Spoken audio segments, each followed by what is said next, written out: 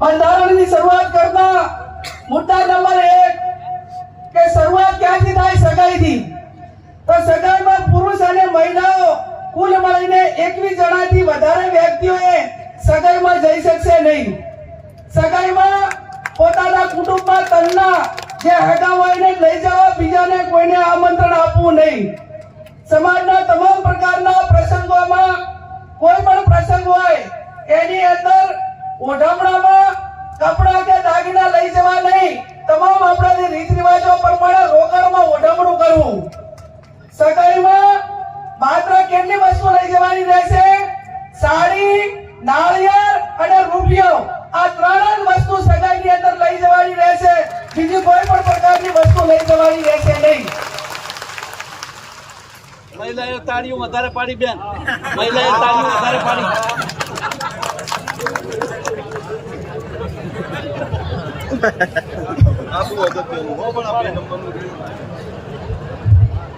મુદ્દા નંબર 2, લગ્ન તારીખો નક્કી કરવા બાબત.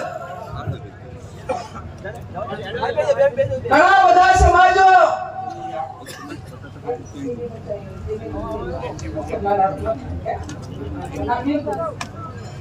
લગ્ન તારીખો નક્કી કરવા બાબત. તો આખો સમાજ આજે એવું નક્કી કરે છે વગર દેશની ધરતીમાં જગદીશભાઈ ડામોર સાહેબ કે 12 માસ લગ્નથી આજે પશુપાલન હોય, ખેતીવાડી હોય, ધંધા રોજગાર બધા કોરંબે જાય છે. અને સમય આવ્યો છે કે એક મિનિટ ઉપર દુનિયા ચાલે છે અને આપણને વર્ષોની મહિનાની કિંમત નથી. ત્યારે 2 માસમાં જ સમાજ જ્ઞાનીબેનને વિનંતી કે મુદ્દાનું વાંચન થતું હોય ત્યારે માત્ર મુદ્દાઓ જ વાંચશે, વચ્ચે બીજો વિષય નહીં લે. આપણે જે વાત નક્કી થઈ છે વર્ષમાં 2 માસમાં સમાજને લગ્ન માટે તારીખો નક્કી કરવાની થાય છે. વૈશાખ સુદ એકમ થી 15 દિવસ પૂનમ સુધી, એટલે વૈશાખ મહિનામાં અજવાળિયામાં 15 દિવસ અને મહા મહિનામાં અજવાળિયામાં 15 દિવસ આખો ઠાકોર સમાજ એ પોતાના ઘરના લગ્ન હોય કે સમૂહ લગ્ન માટે છૂટ આપેલી છે. પણ વ્યક્તિગત લગ્નમાં 2 મહિના જે આપણે નક્કી કર્યા છે એના 15 દિવસ, એના પછી કોઈ લગ્ન કરવાના રહેશે નહીં. 1 મહિનામાં આખા સમાજે લગ્ન પતાવી દેવાના અને કોઈ ઇમરજન્સી હોય તો પોતાની રીતે લગ્ન કરે. બાકી 11 મહિના સમાજે ધંધા રોજગાર તરફ આગળ વધશે.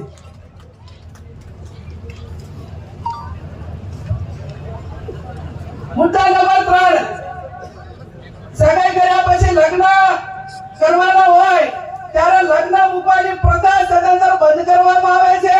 સામ સામે ચર્ચા કરીને ગણેશ લેવાના રહેશે. લગ્ન પ્રસંગે પત્રિકા છપાવવાની નહીં રહે. સાદું કાર્ડ રાખવું. મોબાઈલ ફોનથી ડિજિટલ આમંત્રણ આપી શકાશે. ટૂર પ્રસંગે આમંત્રણ કે રાવણું રાખવું નહીં. સામાજિક પ્રસંગે રાજકીય આગેવાનો હાજર ન રહી શકે તો કોઈએ આગ્રહ કરવો નહીં અને કોઈએ નારાજગી વ્યક્ત કરવી નહીં.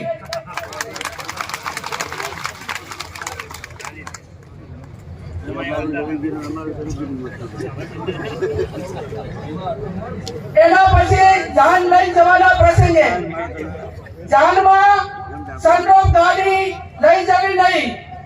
જાનમાં 11 થી વધારે વાહનો લઈ જવા નહીં. જાનમાં ગાડીઓની લાઈન લગાવવી નહીં.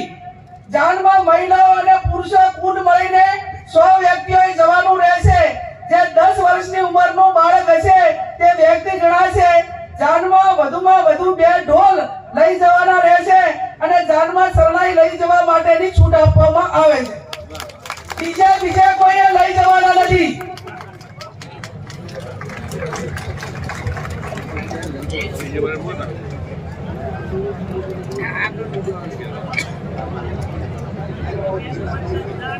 હવે આપણે પટલું, દાગીના, હમાઓ અલગ અલગ પંથકમાં બોલાય છે. વરરાજા હામે ગામ જૈન લઈ જાય વેવાઈને ત્યાં તો એને કયા દાગીના લઈ જવા? બુટી, મંગળસૂત્ર, પગની જાજરી અને સાદી બંગડી લઈ જવાની રહેશે. આ સિવાય અન્ય કોઈ દાગીના કોઈ પણ સંજોગોમાં લઈ જવાના રહેશે નહીં.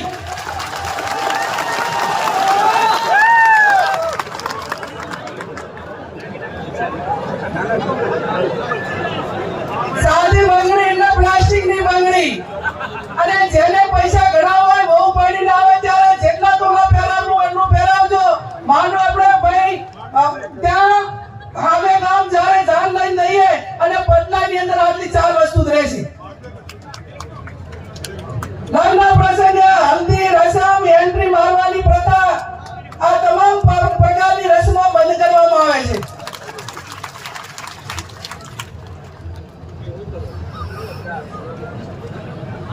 જમણવારનો પ્રસંગ. જમણવારમાં એક મીઠાઈ, દાળ, ભાત, કઠોળ, લીલી શાકભાજી, રોટલી, રોટલા, પૂરી રાખવાની રહેશે. આનાથી વધારે કોઈ પણ પ્રકારની આઈટમો લગ્ન પ્રસંગમાં બનાવવી નહીં.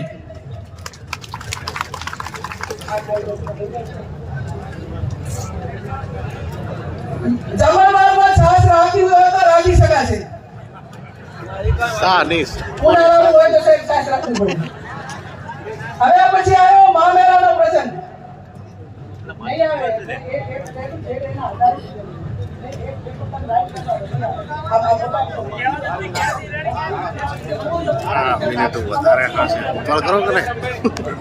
મુદ્દા નંબર 7 મામેરાનો પ્રસંગ.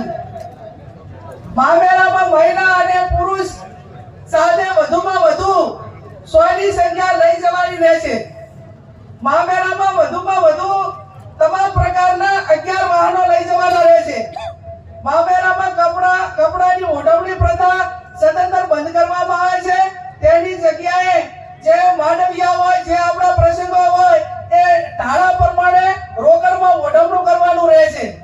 મામેરામાં ઓછામાં ઓછા એ 11,000 અને વધુમાં વધુ તે ધાનમાં મેળવવાના એ 1,51,000 થી વધારે જાહેરમાં કોઈ રકમ મૂકી શકાશે નહીં. મામેરા પ્રકારમાં તમામ પ્રકારના દાગીના લેવા લઈ જવાની પ્રથા બંધ કરવામાં આવે છે. અને તમામને દાગીના લઈ જવા હોય તો એ આગળ દાડે આપી આવે અથવા તો પછી અઠવાડિયા પછી બાળી ધાનમાં એ દિવસે આ 1,51,000 થી વધારથી કોઈ પણ પ્રકારની રકમ એ વધારે જાહેર માંડવામાં કે ધાનમાં મૂકવાની રહેશે નહીં.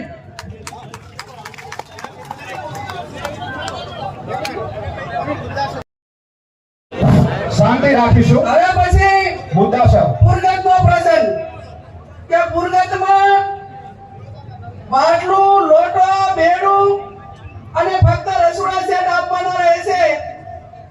ભેટમાં જે વાહનો આપવામાં આવે છે એ સદંતર બંધ કરવામાં આવે છે.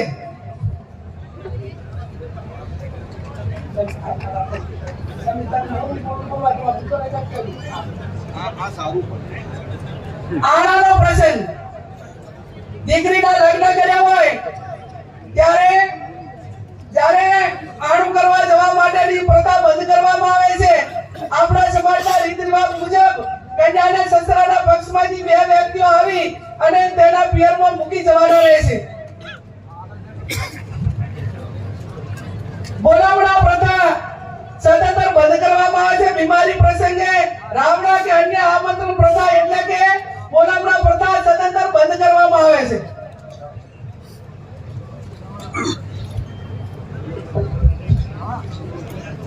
મુદ્દા નંબર 11 ઢૂંઢ જન્મ દિવસે પ્રસંગે ઢૂંઢ પ્રસંગ આમંત્રણ કે રાવણું રાખવું નહીં. જન્મ દિવસની ઉજવણી પ્રસંગે સદંતર બંધ કરવામાં આવે છે.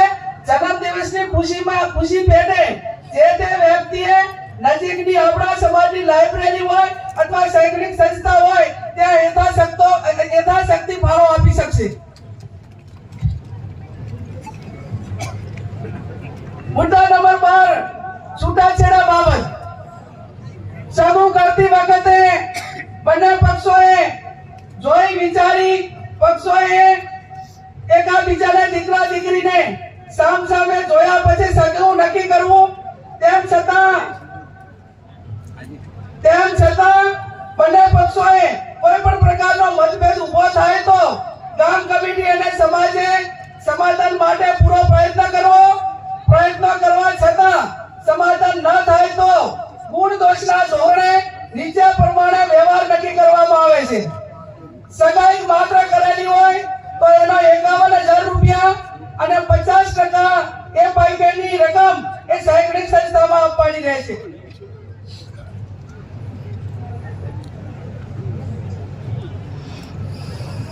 છૂટાછેડા બાબત લગ્ન કર્યા પછી છૂટું કરવાનું થયું કોઈ સંજોગોના કારણવશ તો એના માટે 2 લાખ રૂપિયા એ સમાજનો જે રિવાજ એ કરવામાં આવે છે.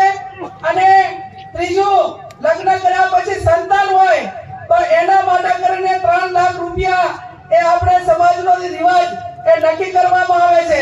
જે 2 લાખ રૂપિયા જે નક્કી કર્યા છે એમાંથી 50% રકમ એ જે તે શૈક્ષણિક સંસ્થામાં આપવાની રહેશે. અને આ 3 લાખ જે સંતાન હોય તો એ 100% રકમ એ જે તે સંતાનોના નામે મૂકવાની રહેશે. એ એમાં કોઈને ભાગ આપવાનો રહેશે નહીં.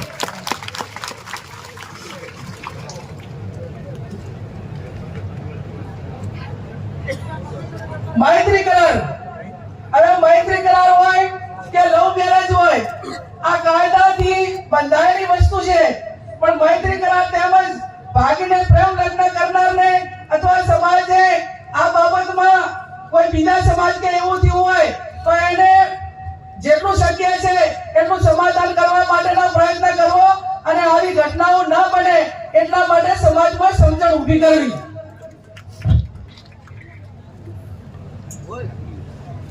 મુદ્દા નંબર 14, પ્રસંગોમાં નશાકારક વસ્તુનો ઉપયોગ કરવો નહીં.